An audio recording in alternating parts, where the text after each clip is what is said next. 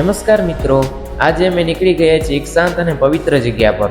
આજે અમે જઈ રહ્યા છીએ સુખપરમાં આવેલું નાગથળા ટેમ્પલ। તો મિત્રો અમે પહોંચી ગયા છીએ નાગથળા ટેમ્પલ, જેની અંદર જવાથી પહેલા જ મન એકદમ શાંત થઈ જાય છે। પછી અમે કર્યા દર્શન, મંદિરની શોભા અને સાફ સુથરું વાતાવરણ અને લોકોની ભક્તિ બધું જ એકદમ અલગ અનુભવ છે। આ વાતાવરણ જોઈને એવું લાગે છે કે આવી જગ્યાએ રોજ આવવું જોઈએ। ત્યાંથી પછી અમે નીકળી ગયા ઉપરની સાઈડ, કે જ્યાંથી વાતાવરણ પણ એકદમ વધુ શાંત લાગ્યું અને નજારો તો એકદમ માઇન્ડ બ્લોઈંગ હતો।